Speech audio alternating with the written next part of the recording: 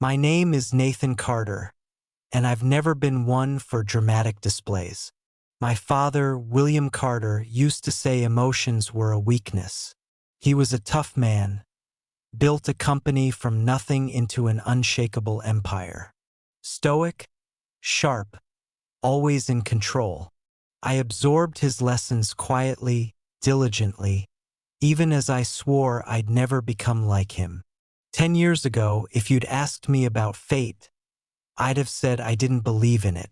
But now, caught in a storm I never saw coming, it feels like Dad somehow knew this was waiting for me. I married Emily when we were both barely in our 20s. She was vibrant, warm, the kind of woman who lit up a room. I was proud to have her on my arm. We had a daughter, Lily. I poured time and money into our family, striving to be a good husband and father, even as Dad's habits echoed in me.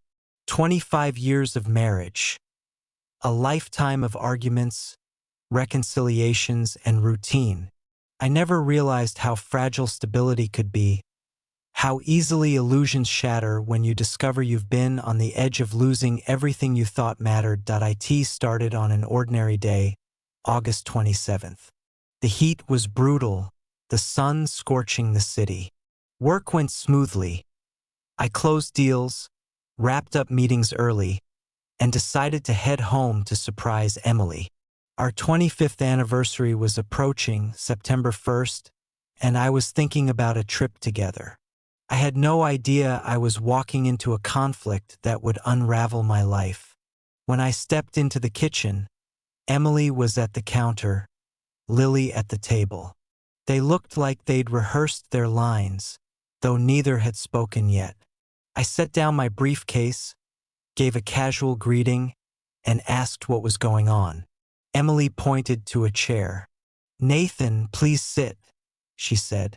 Lily's eyes darted between us, almost smug. "Dad, we need to talk." I sat, elbows on the table, forcing a calm demeanor.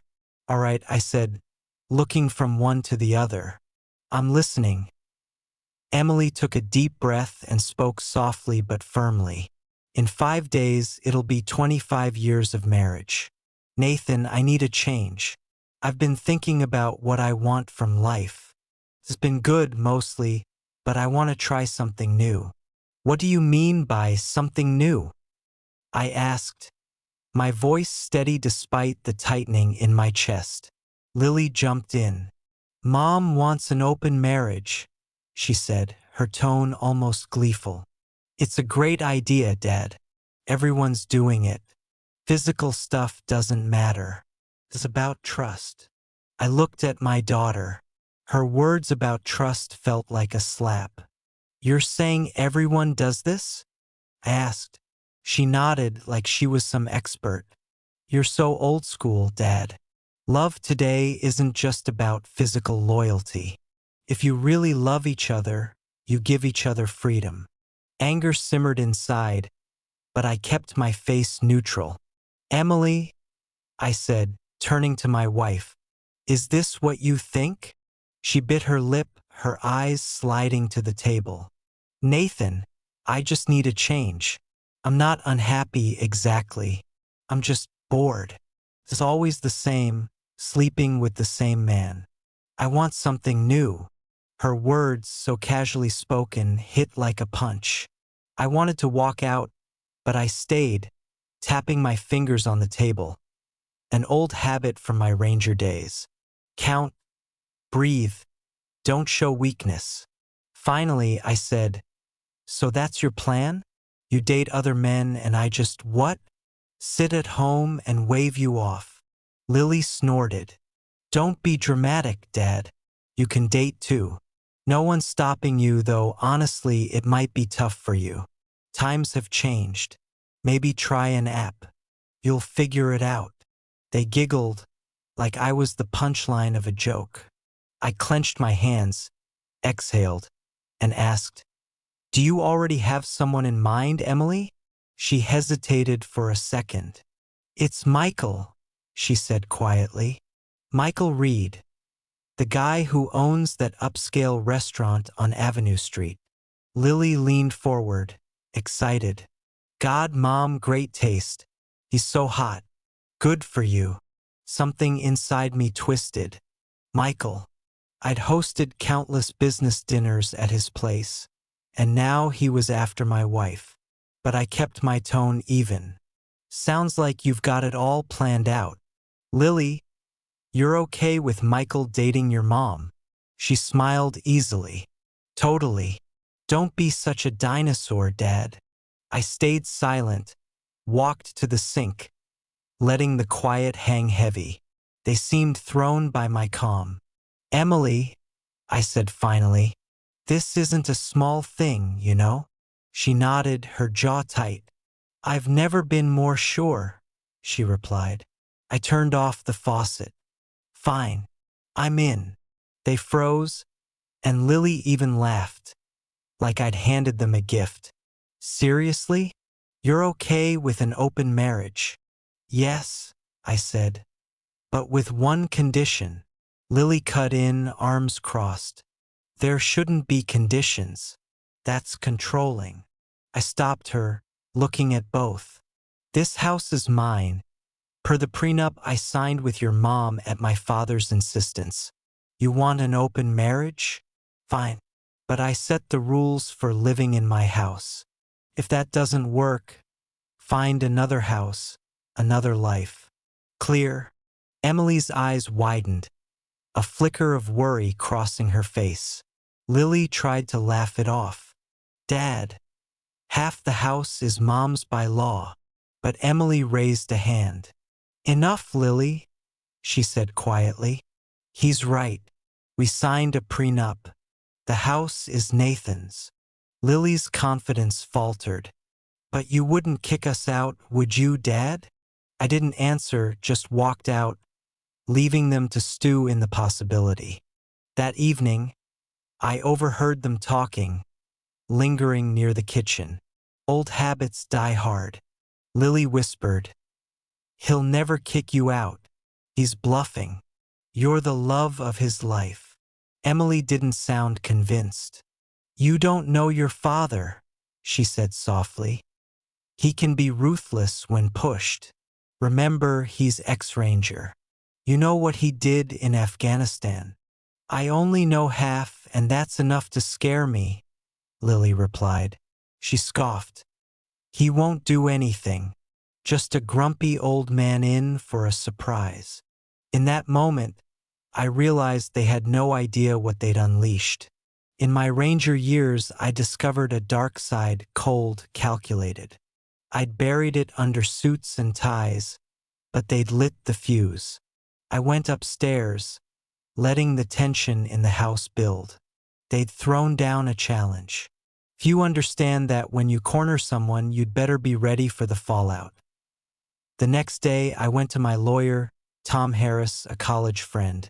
Despite his name sparking jokes, Tom was the sharpest attorney I knew. I trusted him with messy cases before, and he loved a challenge. When I told him I wanted a post-nup to limit Emily's claims, he cut straight to it. Why not just divorce her? Too easy, I said. I want to see where this goes. I want them to feel the weight of their open marriage idea, not just let me slink off like a beaten dog. He grinned. You're colder than your old man. All right, let's hear your terms. I laid it out. A rock-solid post-nup defining property rights, asset splits, monthly STD tests, no rights to kids from other partners, and a ban on bringing lovers into my house. Tom whistled, reading my notes. You're going for the jugular, buddy. I pictured Dad's stern face. Just setting boundaries. They wanted freedom. Let them meet reality. 2 days later, we met at Tom's office. Me, Emily, Lily, and Emily's new lawyer, a tall, polished woman named Rachel. Rachel's face grew darker with every page. At the final clause, she slammed the papers down. This says, she began icily, if Emily files for divorce during this open marriage agreement, She forfeits alimony and support. She can't claim the house, the business, or bring partners into the family home. That includes Michael and anyone else. Emily frowned. Nathan, this is too much, she said, looking at me. No support. If you leave for your new boyfriend, I said, why should I fund it? I'm just honoring the prenup we signed before we married. This clarifies the open marriage terms. I added, you pay for your own dates. I'll cover your share of household bills, but your adventures are on you. Lily jumped in. You're humiliating her, Dad. It's disgusting. No, I said, locking eyes with Lily. Your mom's free to do what she wants. You said love isn't about money, so I'm sure she'll manage a few dates. And if Michael's as rich as you say, he'll pick up the tab, right? Emily inhaled slowly, forcing calm. Fine, I'll sign. Rachel, let's get this over with. Rachel grimaced. This is unusual, almost unconscionable. It's fine, Emily insisted, chin high.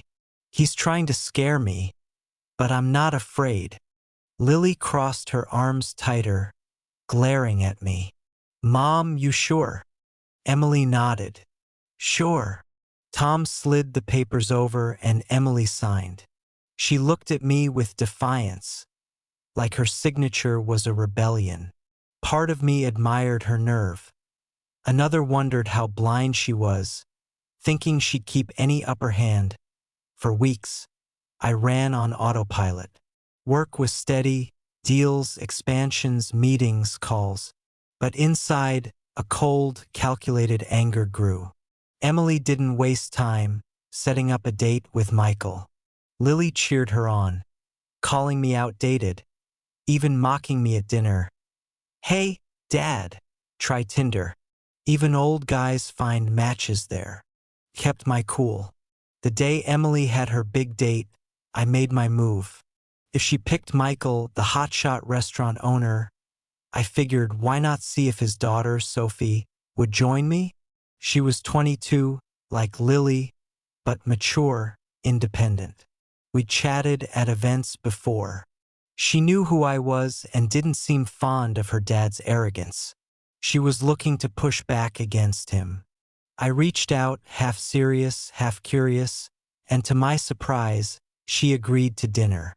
That night, while Emily was off with Michael, I took Sophie to a charity gala for veterans at a luxury hotel, a cause close to my heart. I introduced her as my companion, and she held her own, sharp, engaging in talks about finance and business. People stared, some confused, some amused, but I didn't care. I was making a point. If Emily and Lily thought I was a relic, I'd show them otherwise. Word spread fast. The next morning, Lily was screaming in the living room when I got home. You took Michael's daughter on a date? She yelled, fists clenched. What's wrong with you? I shrugged off my jacket, ignoring her outburst. I invited an adult woman to a charity event, I said calmly. Your mom spent the night with Michael at a hotel, right? She's free to do what she wants. So am I. Lily's eyes blazed. You're sick. She's my age. I turned to her. You say age doesn't matter when it's your mom, but it's wrong when it's me? Interesting double standard. She opened her mouth to argue but came up empty, huffing in frustration before storming to her room. Emily said nothing that morning, though her pale face and tense posture betrayed her. She left for errands with a forced smile, avoiding a fight. The next big clash came that weekend in the living room. I was reading financial reports in my chair when Emily stormed in, eyes red. Lily followed, arms crossed. Emily stood over me. I want to close the marriage, she said sharply. Enough of this game. You're humiliating me, parading around with Michael's daughter. I didn't sign up for this. I looked up. You wanted an open marriage, Emily. This is what open looks like. She tossed a stack of envelopes onto the coffee table. I'm tired, Nathan. I can't stand my daughter seeing me humiliated. I can't stand my husband flaunting a younger woman. It's degrading. Let's end this farce. Lily nodded vigorously. Mom's right. This wasn't the plan. You're mocking us. I held back a laugh. The plan, I repeated. You thought you'd announce your affair, and I'd sit home like an ATM, funding your fling? You thought I wouldn't push back. This isn't a war, Emily said, her voice shaking with anger and desperation. Or it wasn't supposed to be. Fine, I was wrong, she added. I don't want Michael anymore. Let's go back to how it was. Can we pretend this never happened? No, I said simply, crossing my legs. We're not closing anything. Emily's eyes welled up. What do you mean? I said no, I replied. You wanted an open marriage. We have a postnup, and it stays in effect until we both agree to end it. I don't agree. So, it stands. She stood trembling. You're punishing me, she said, her voice breaking. I shrugged. You wanted this. Lily jumped in. Dad, stop. She said she's done. Be reasonable. Did you even love Mom? I looked at Lily, bitterness rising. You think love's a one-way street? Where was your mom's love when she suggested publicly humiliating me with a lover? Did either of you consider my feelings? They had no answer, standing in silence. I grabbed my wallet and headed for the door. I'm leaving, I said. Don't wait up. Emily's face crumpled. Lily looked like she wanted to hurl an insult, but couldn't find the words. I walked out, slamming the door. 2 days later, Lily tried again, catching me in the hallway before breakfast. Mom's crying every night. She's not well. I headed to the kitchen. She's not well because her plan backfired. Are you worried about her health? Or just mad you have to watch it? Both. Lily shot back, stepping in my way. Dad, stop seeing Sophie. If you want to close the marriage, act like it. Or divorce her. But don't torture Mom. I sidestepped her, swallowing my anger. You two didn't mind torturing me, did you? Or did you enjoy picturing your dad losing his dignity while you cheered for your mom? She flinched. That's unfair. It was about freedom. Spare me, I snapped. I'm done funding your nonsense. By the way, how's your car lease? About to expire, right? Who's paying for it? Her face twisted in confusion. You know I don't have money, Dad. Then figure it out, I said. I'm not covering your bills anymore. Same goes for your loans and college fees. Get a job or find another sponsor. Maybe Michael or your mom's next fling. I'm sure they're generous. Her face paled. You're serious? You can't just abandon me. I'm your daughter. I set my mug down carefully. You picked your mom's side. That was your choice. Now live with it. Her jaw clenched. You'll make me beg. Try working, I said coldly. Heard of it. She stormed out, yelling, You're a monster. 2 weeks later, Lily's bills piled up. Car lease, college loans, no job. She spent her days texting friends, hoping for a miracle. Maybe she thought I'd cave. But one day, I came home to find her at the door, furious, tear-streaked. I got a notice they're repossessing my car, she hissed, shoving a paper at me. You can't do this. I need that car. I can't ride the bus like a loser. I sighed, stepping around her to open the door. If you're ashamed of the bus, that's your problem. She followed, waving her arms. Dad, you always said you'd support me, that I wouldn't have to worry about money in college. Are you really going back on your word? I turned, frowning. I said I'd pay if you respected me. You and your mom tried to humiliate me, so yeah, I'm done. If you can't handle the new reality, leave. I can't pay these debts, she cried. I have $300 in my account. I walked to the living room. Not my problem. Ask your mom's lover. Maybe Michael will write you a check. Or her next fling. Lily gasped. That's cruel. I gave a cold smile. I'm just following your logic, dear daughter. Mom's free.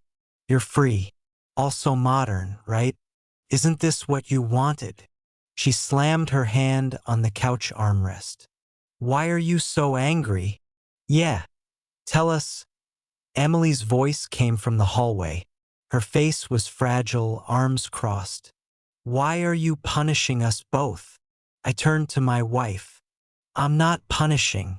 I'm just not rewarding betrayal. Emily looked at Lily, who was near tears, and softened her tone. Lily, honey, go upstairs. I'll talk to him. Lily shot me a glare, shoved past her mom, and left. Emily waited until she was gone, then turned to me.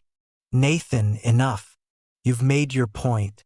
This open marriage was a terrible idea, but now you're just cruel. She's your daughter. She's young and didn't know what she was getting into. I shrugged. She's old enough to egg you on to cheat. Let her deal with the consequences. Emily clenched her fists. Fine, do what you want with Lily, but can we talk like adults? I'm done with Michael. He's a lying jerk. Canceled our last dates. You got what you wanted. I'm humiliated. Can we end this madness? End it how? I asked. Close the marriage, she said. Let's try to go back, or at least find a new normal without these dates and stupid drama. I'll sign anything. I tightened my jaw. 2 weeks ago, you asked the same thing. I said no. Why do you think anything's changed? Tears shone in her eyes. Because I can't take it anymore, she nearly shouted, her voice shaking. I can't stand you with Sophie. She's our daughter's age. The thought of you with her drives me crazy. Let's be a couple again, even if it's not perfect. I looked at her. No, you opened this door. You're still holding it open. We're past the point of return.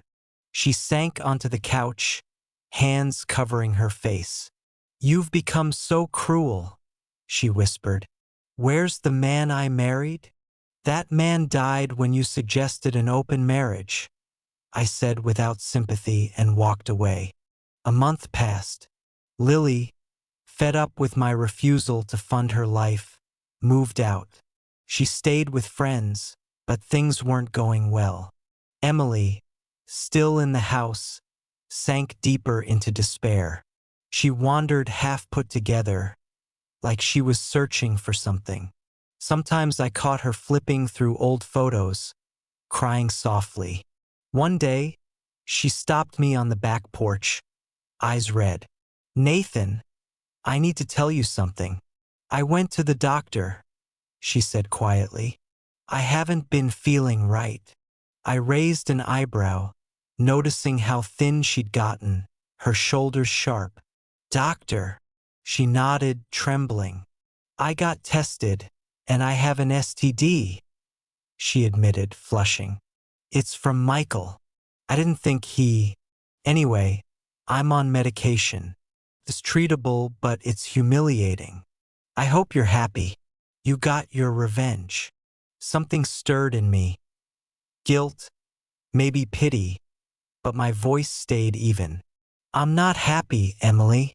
These are the consequences of your choices. You think I planned this? No. You wanted an open marriage. I agreed. Then you jumped into bed with the first guy who charmed you. A tear rolled down her cheek, and she wiped it away angrily. I get it, you hate me, I hope you're careful with your fling, because STDs aren't a joke. I stared at the fence, the horizon, avoiding her eyes. Sophie's not a fling. But thanks for the concern. She trembled. You're a monster. I said nothing. She turned and left, leaving me on the porch. I stood there a long time, feeling the autumn breeze. Part of me pitied her. Another part insisted she'd brought it on herself. 3 weeks later, the tension grew thicker. Lily came back, slamming the door. I was reading emails in the kitchen when she stormed in. My loans are overdue, she said, shaking with anger. I can't pay them. Dad, you have to. I didn't look up from my phone. I don't have to do anything. I told you I'm not your bank anymore. Her eyes darted around. Mom's drowning in her own bills. She can't even cover hers, let alone mine. That jerk Michael ghosted her. She can't ask him. Who do I go to? I set my phone down and met her gaze. You're an adult. Figure it out. She snapped. You'll let your daughter drown in debt? Ruin my credit, my future, just because you're bitter? No, I said. You ruined your own credit. You sided with your mom, mocked me like I'm some fossil. Well, this fossil's done funding your lifestyle. She stepped toward me, like she might swing, but I tensed, ready to defend myself. Don't push me, I warned quietly. I've been patient. Want money? Ask your mom's lover. Or get a job beyond your half-hearted tries. If your friends won't lend you cash, that's not my problem. Fine, she spat. I'll remember this. When you're old and need help, don't expect me to show up. I raised an eyebrow. I'm not worried. I can pay for my own old age. She glared, breathing hard, then turned and ran out. I heard her footsteps echo, then the front door slammed. She was gone again, leaving the house quiet. The pain was palpable in the weeks that followed. Emily grew thinner, looked exhausted. She rarely went out, and when she did, she returned like a ghost. Sometimes she'd timidly ask, "Can we talk?" Or, "Nathan, can we have dinner? Figure this out?" I didn't budge. My focus shifted to Sophie. What started as defiance grew into something real. She was ambitious, building a career as a model. We laughed about how messy our connection was, her dad with my wife, us finding something genuine in the chaos. I relaxed with her in ways I hadn't with Emily in years. She was warm but direct. One night, she asked about Afghanistan, and for the first time in decades, I opened up about what I did there, how it changed me. She listened without judgment, never weaponizing my vulnerabilities. One evening at her apartment, sipping wine, she said softly, "I'm pregnant." The world stopped. "How long?" I asked, my chest tight. "About 8 weeks," she said, meeting my eyes. "You're the father, obviously. I want to keep it." Emotions flooded me. Shock, worry, joy, guilt. "You sure?" She nodded, eyes shining. "Yes, I didn't plan it, but I'm ready. I hope you are too." I tried to stay composed like Dad taught, but I realized I wanted this child. Part of me wanted to do fatherhood right, without the bitterness of a broken family. "Okay," I said finally. "Sophie, we'll figure it out." She exhaled, relieved. "Thank you. I know it's messy, but I don't want to run from this. It's not just about sticking it to my dad." Michael's name made me tense, but I brushed it off and kissed her forehead. "Forget him. Let's focus on us, on the baby." Back home, I found Emily in the living room, staring at a muted reality show. She killed the sound when I walked in. "Where were you?" she asked, her voice flat. With Sophie, I said, heading for the stairs. Nathan, her tone shifted. I'm sorry for everything, but can we talk about what's next? Close the marriage or get a divorce so I can move on. I can't handle this limbo. I paused on the stairs, turning back. If we divorce, you lose everything. You'd walk away with almost nothing. She nodded wearily. I know, but maybe that's better than living like this. I studied her. She looked drained. Hair dull, cheeks hollow, dark circles under her eyes. For a moment, I remembered the Emily I married and felt a pang of sadness, but it faded fast. We'll talk, I said coldly and went upstairs. 6 months later, Sophie gave birth to a boy, Ethan, born early. Fatherhood consumed me, pushing thoughts of Emily and Lily aside.